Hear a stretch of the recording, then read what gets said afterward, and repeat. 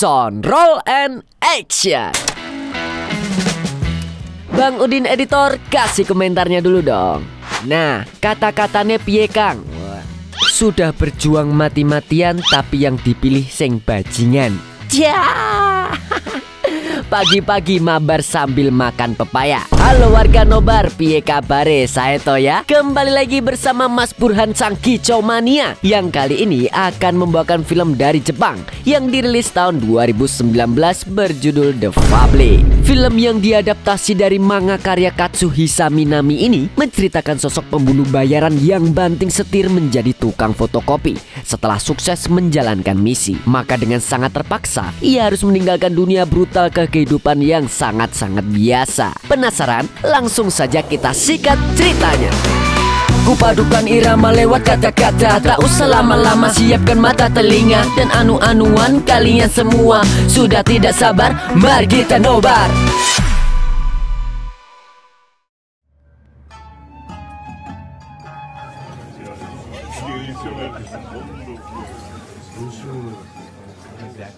Film dimulai dengan memperlihatkan sekelompok mafia yang sedang merayakan kesuksesan mereka di sebuah restoran. Semua orang terlihat begitu senang, baik bosnya maupun anak buahnya. Hingga tembakan pertama dari luar resto langsung menewaskan bosnya.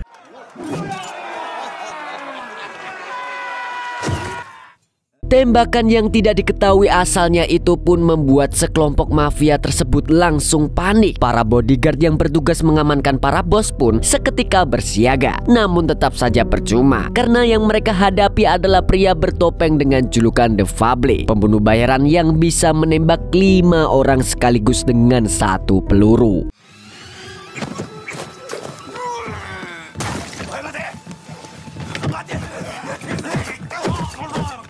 Maka hanya butuh waktu 5 menit saja The Fable bisa menghabisi semua orang, dan yang terakhir adalah pimpinan mafia tersebut. Sesaat kemudian The Fable dijemput oleh asistennya yang merupakan seorang wanita. Setelah menyelesaikan misi, mereka berdua akan menemui Pak Bos, seorang pria tua yang telah merawat sekaligus mendidik The Fable sebagai pembunuh bayaran dari ia kecil.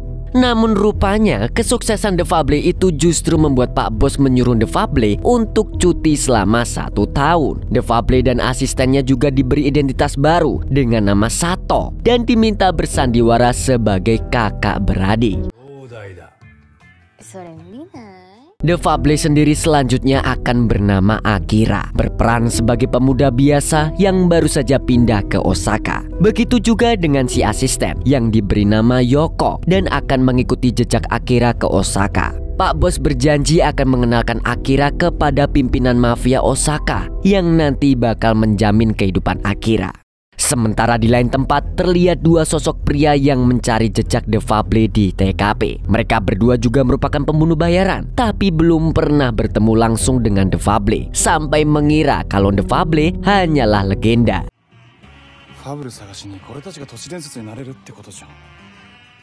Scene kemudian berganti dengan kantor mafia Osaka yang didatangi seorang pria bernama Ebihara. Ebihara adalah pria kepercayaan Pak Direktur, dan itu membuat salah satu anggota mafia bernama Sunagawa merasa iri dan ingin menghancurkannya. Ternyata tujuan Ebihara mendatangi Pak Direktur adalah untuk memberitahu bahwa kelompok mereka diminta menjamin hidup The Fable, si pembunuh bayaran yang sangat mengerikan itu. Menurut Ebihara, dengan bergabungnya The Fable ke dalam kelompok mereka tidak akan khawatir saat menghadapi musuh dari luar. Padahal kenyataannya Akira tidak akan menjadi seorang pembunuh dalam masa cutinya ini, karena ia sudah berjanji dengan bosnya sendiri.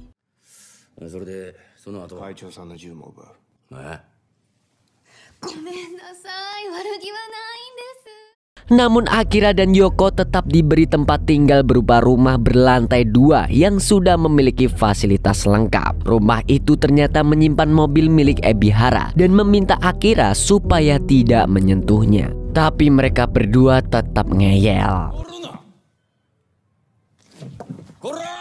Di sisi lain, ketika Ebihara selesai menunjukkan rumah itu kepada Akira, Ebihara justru menyuruh anak buahnya si Kuro untuk menghabisi Akira. Malam ini Akira dan Yoko menghabiskan waktunya di bar untuk minum-minum. Yoko yang dasarnya suka minum akhirnya pulang dalam keadaan kobam. Dan pada saat itulah Akira dan Yoko dihadang oleh dua preman yang kita sebut saja Paijo dan Paijan. Akira lantas menyuruh Yoko supaya pulang lebih dulu. Sementara dia akan meladeni dua preman tersebut, tapi bukan untuk gelut, melainkan pura-pura pasrah jadi samsak kemarahan.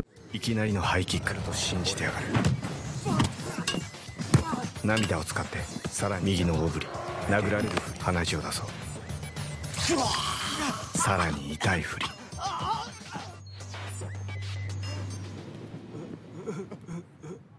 Rupanya Paijo dan Paijan adalah orang suruhan Kuro, dan Kuro kontan melapor kepada Ebihara bahwa Akira sudah bertekuk lutut di hadapan para preman tersebut. Usai pergelutan itu, Akira pura-pura pingsan dan hidungnya mimisan. Yang tak disangka-sangka justru mengundang seorang wanita bernama Misaki untuk menolong Akira. Dan keesokan harinya Ebihara yang belum yakin dengan ucapan Kuro semalam akhirnya mendatangi Akira dan mempertemukannya dengan mantan pegulat yang telah menipunya. Ebihara menyuruh Akira untuk membunuhnya hanya dalam waktu 6 detik, tapi langsung ditolak dengan tegas karena Akira dilarang membunuh selama masa cutinya.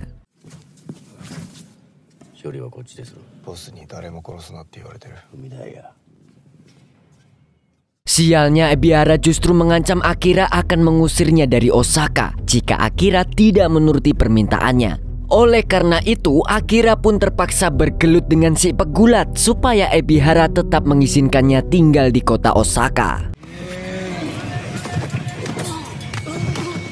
Namun tetap saja, hingga akhir pergelutan, Akira hanya membuat mantan pegulat tersebut pingsan. Akira benar-benar tidak ingin melanggar janjinya dengan Pak Bos. Sampai-sampai Ebihara sendiri yang menghabisi nyawa pegulat tersebut. Setelah pergelutan itu, Ebihara sekarang yakin kalau Akira memang pembunuh bayaran yang mematikan. Ebihara kemudian bercerita kepada Akira bahwa ia punya adik angkat yang sudah dipenjara selama 8 tahun. Kabarnya adik angkat Ebihara itu akan bebas dan ia meminta Akira untuk ikut menjaga adik Ebihara tersebut jika sudah keluar dari penjara.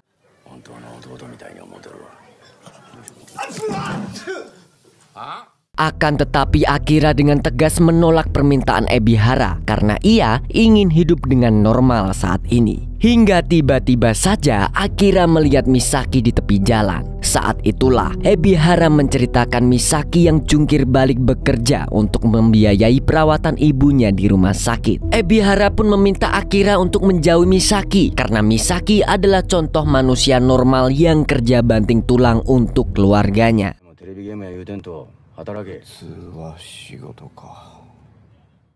Saran Ebihara soal bekerja itu pun menggugah semangat Akira untuk mencari kerja. Pertama-tama Akira mencari lowongan pekerjaan yang paling dekat dengan rumah. Sayangnya baru saja Akira melamar pekerjaan di sana, ia malah ditertawakan.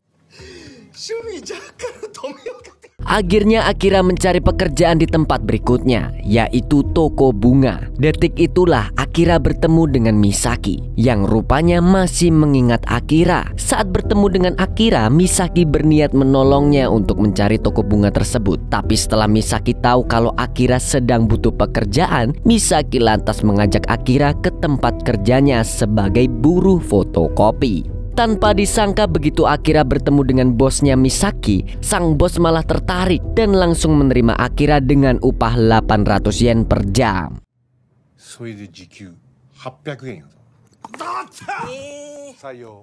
Sementara itu, scene berganti dengan sosok pria bercodet yang baru saja keluar dari penjara. Dia adalah Kojima, pemuda yang sudah diangkat adik oleh Ebihara. Kojima dulu terseret kasus pembunuhan setelah ia menewaskan selingkuhan kekasihnya. Dan sekarang Kojima mengincar seorang germo bernama Kazama yang telah berhutang 3 juta yen selama 8 tahun padanya. Namun di saat Kazama berjanji akan melunasi dengan bunga 2 kali lipat, Kojima justru menghabisinya.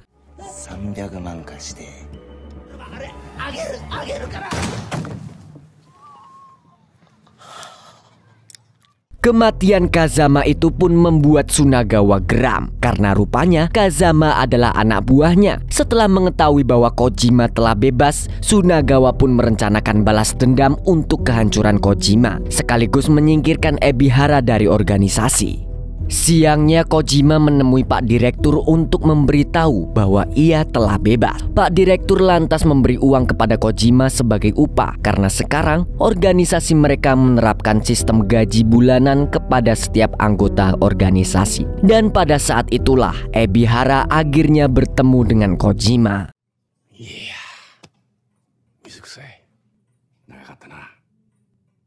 Dengan adanya Ebihara, Kojima merasa hidupnya telah terjamin. Ia pun jadi petantang betenteng, giliran ditantang kayak ayam sayur di hadapan Tsunagawa yang sangat ingin menghajarnya atas kematian Kazama.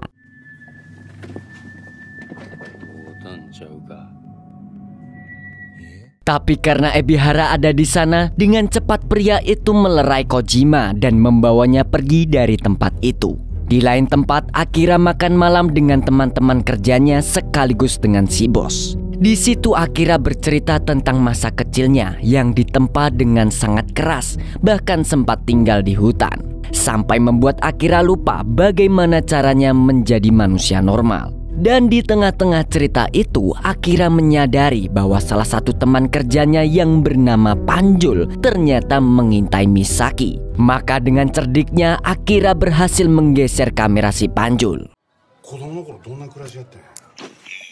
Malamnya, di saat Akira sudah tiba di rumah, ia ditelepon oleh Misaki yang mengeluh kalau kunci kosnya hilang. Jadi untuk malam ini, Misaki yang tahu kalau Akira punya adik perempuan minta izin untuk menginap di sana.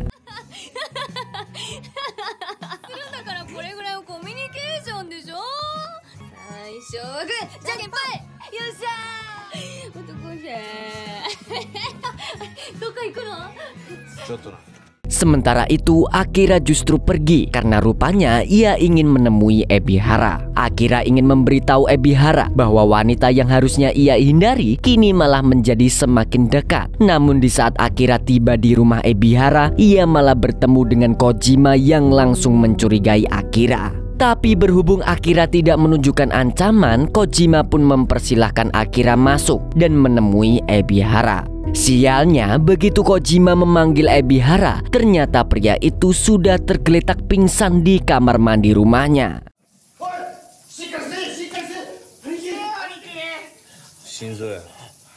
Ternyata Ebihara terkena serangan jantung. Untungnya Akira dengan sigap memanggil ambulans sehingga Ebihara bisa segera diselamatkan. Kini giliran Kojima yang bertanya tentang siapa Akira ini. Kojima menduga bahwa Akira adalah pembunuh bayaran yang katanya masih berkerabat dekat dengan Pak Direktur. Namun alih-alih menjawab, Ebihara justru meminta Kojima agar mencari pekerjaan yang tanpa diduga ingin menjadi seorang germo sarkem. Kojima,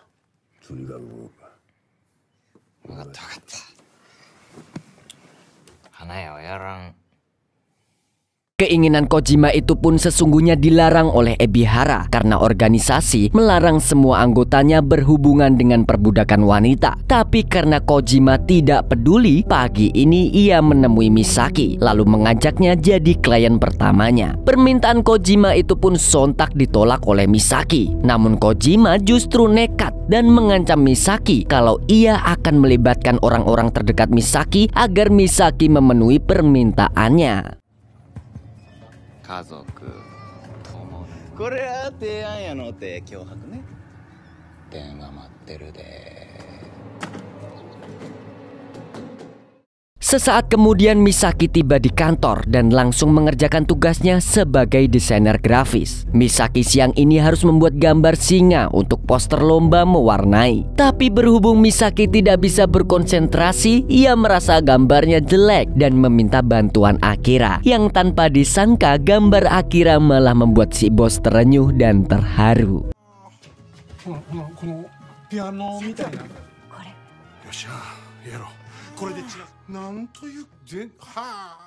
Sementara itu malam harinya scene kembali berpindah kepada dua pria pembunuh bayaran yang dulu mencari jejak The Fable. Sekarang kita sebut saja namanya Mukidi dan Tukimin. Di saat mereka tengah membicarakan The Fable, tiba-tiba mereka didatangi oleh pasukan Sunagawa yang diam-diam memberi mereka misi untuk menangkap Kojima dan menghancurkan Ebihara. Sunagawa pun memberi peringatan bahwa kemungkinan besar Ebihara juga punya seorang pembunuh bayaran yang siap melindunginya, dan Mukidi menduga bahwa itu adalah The Fable.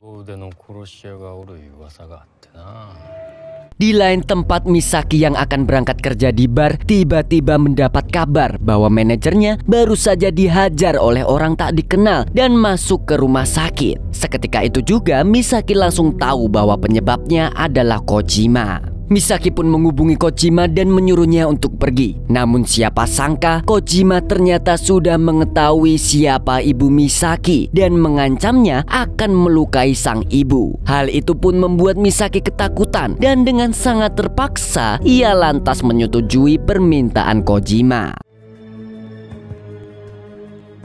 Esoknya Misaki kembali bekerja di tempat fotokopian sambil melamun. Tak dapat dipungkiri, Misaki terus memikirkan ibunya dan bagaimana nasibnya di tangan Kojima. Misaki bahkan hampir tidak sadar kalau gambar-gambar Akira ternyata telah membantunya agar desainnya disetujui oleh si bos. Maka begitu si bos setuju, Misaki pun mengajak Akira makan malam sebagai ucapan terima kasih. Akhirnya malam itu Misaki mentraktir Akira.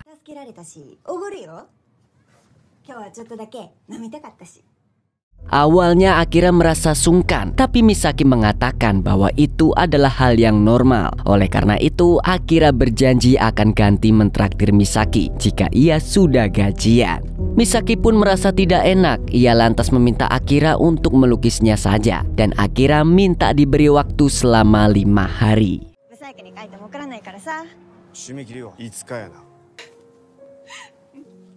Dan usai bertemu dengan Akira, Misaki akhirnya menemui Kojima di apartemen. Melihat kedatangan Misaki, Kojima pun merasa senang karena ancamannya berhasil. Namun tiba-tiba saja,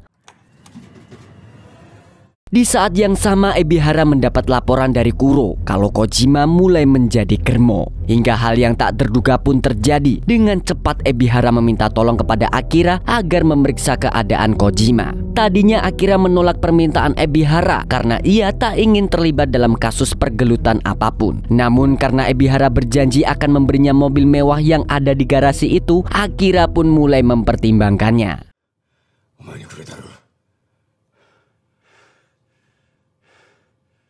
Maka malam itu juga Akira mendatangi apartemen Kojima yang sudah kosong. Berhubung Akira sudah terlatih, ia bisa melihat adegan penculikan Kojima yang dilakukan oleh pasukan Sunagawa hanya dengan memeriksa bekas-bekas darah yang ada di tembok apartemen.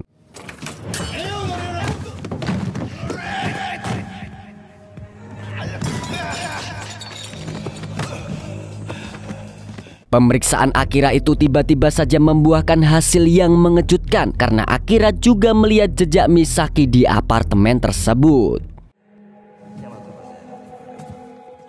Alhasil Akira pun pulang ke rumahnya dan langsung mempersiapkan senjata. Yoko yang melihat Akira akan terjun ke lapangan langsung panik dan mengingatkan Akira bahwa mereka tidak boleh terlibat pembunuhan. Tapi setelah Akira mengatakan kalau dia hanya ingin membebaskan Misaki dari urusan itu, Yoko akhirnya jadi membantu Akira untuk menyiapkan senjatanya.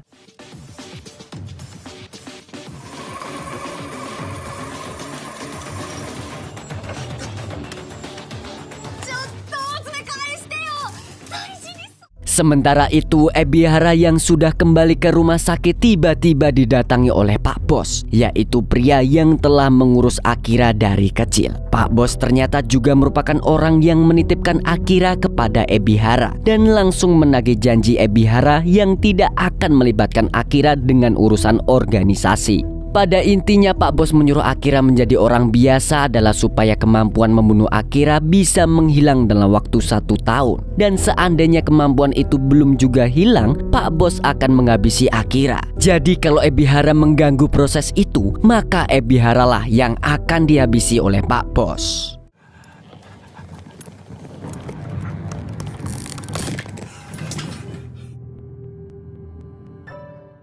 Saat ini Kojima sudah berhadapan dengan Tsunagawa bersama para pasukannya. Seperti yang telah direncanakan, Tsunagawa meminta Kojima untuk memfitnah Ebihara bahwa Ebihara telah menghabisi Kazama. Jika Kojima tidak mau melakukannya, maka nyawanya sendiri yang akan terancam. Lagi pula Tsunagawa sudah mendapatkan Misaki yang ikut diculik, sehingga nyawa Kojima pun tidak lagi berharga. Tapi rupanya ancaman itu tidak membuat Kojima merasa takut. Saking baiknya Ebihara, Kojima tidak mungkin akan mengkhianatinya.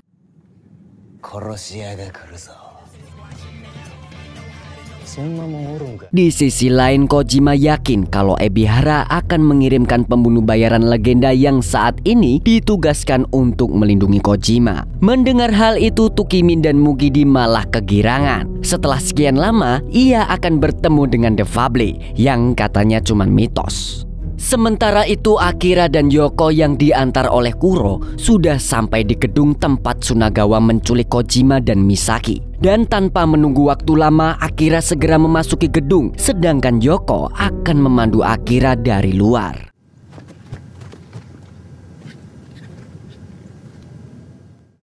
Misaki sendiri kali ini disekap di sebuah ruangan yang dijaga oleh si Pirang. Begitu melihat Misaki yang ketakutan, si Pirang pun berusaha menjajaki tubuh Misaki yang membuat Misaki semakin panik. Namun untungnya sebelum kejadiannya menjadi semakin parah, Akira berhasil menemukan Misaki.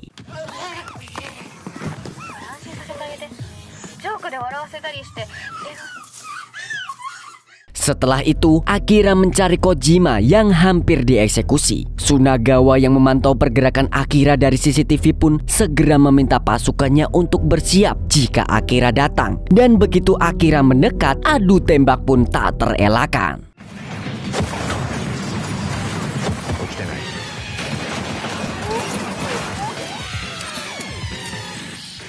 Tak disangka Akira mampu bertahan di balik serbuan peluru yang menembus tameng daruratnya. Pelan-pelan Akira mendekat pada Kojima yang hampir ditendang dan jatuh ke dalam jurang sampah. Mukidi dan Tukimin pun tak henti-hentinya menembaki Akira. Tapi karena Akira merupakan manusia yang sangat-sangat terlatih, ujung-ujungnya Akira tetap berhasil mendapatkan Kojima dan menyelamatkannya.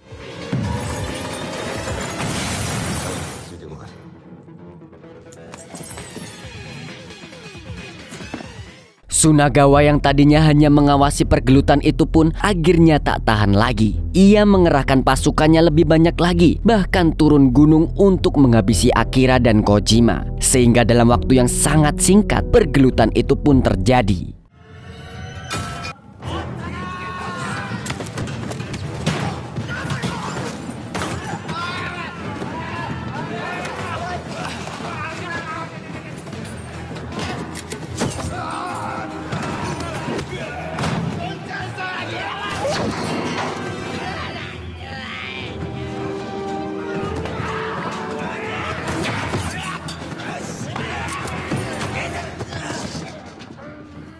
Di lain tempat, Misaki yang menyadari adanya pergelutan akhirnya berusaha menghindar. Sebelumnya Akira memintanya bersembunyi di bawah tangga. Sialnya, karena pergelutan itu semakin menjadi, Misaki merasa jika tempatnya sembunyi sudah tidak aman lagi. Oleh karena itu Misaki pun bergerak dan berharap bisa kabur dari gedung tersebut. Tapi tak disangka, Misaki malah bertemu dengan Mukidi yang sudah mengincarnya sejak lama.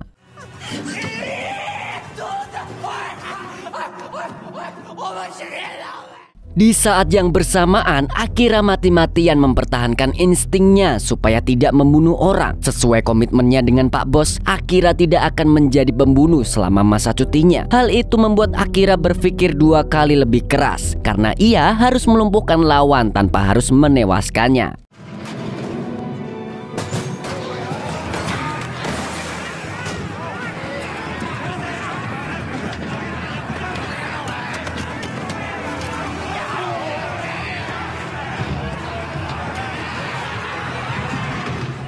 Sementara itu Yoko yang berada di luar lama-lama tidak bisa berkomunikasi dengan Akira. Yoko pun menduga kalau keadaan di dalam gedung tersebut semakin buruk. Maka Yoko akhirnya turun ke TKP dan menemukan Misaki tengah tersudut. Jadi dengan keahlian gelutnya yang tersembunyi di balik paras cantiknya itu, Yoko menantang Mukidi untuk adu pergelutan. Di sisi lain, Akira akhirnya berhadapan dengan Tukimin yang sudah menargetkannya sejak lama. Dengan Akira yang tidak bersenjata, Tukimin menjadi lebih leluasa untuk menembakinya. Meski begitu, Akira tetap bisa menghindari hujaman peluru tersebut walaupun dia harus kalang kabut. Sampai akhirnya dengan sangat terpaksa, Akira pun menembak si Tukimin.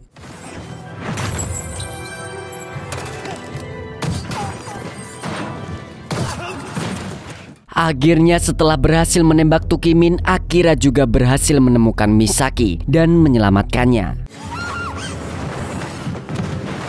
Sesaat kemudian Misaki dibangunkan oleh pria bertopeng di depan rumahnya. Ternyata pria bertopeng itu adalah Kuro yang menyamar jadi Defable. Ia pun mengantar Misaki pulang ke rumahnya dengan selamat. Tapi begitu Kuro pergi, Misaki memilih berkunjung ke rumah Sato bersaudara. Sebenarnya Misaki punya feeling kalau pria bertopeng yang telah menyelamatkan nyawanya itu adalah Akira. Tapi faktanya siang ini Akira terlihat baik-baik saja dan dia tidak tampak baru saja adu gelut dengan banyak orang. Bahkan Akira juga menuntaskan janjinya untuk menggambar Misaki di buku catatannya.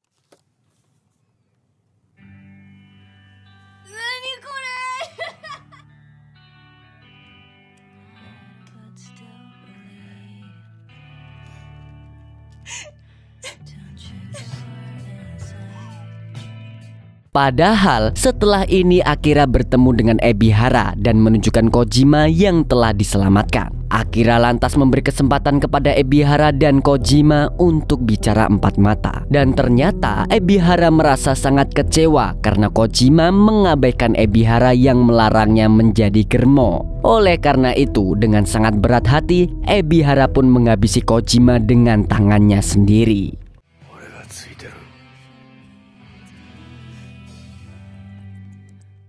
Tanpa ada yang tahu, usai pergelutan di gedung Sunagawa itu, Pak Bos mendatangi gedung tersebut dan menemukan Tukimin dan Mukidi yang rupanya selamat. Mereka berdua pun berniat akan menemukan Defable lalu menghabisinya. Tapi Pak Bos yang mendengar niat itu pun lebih dulu menghabisi dua pecundang tersebut.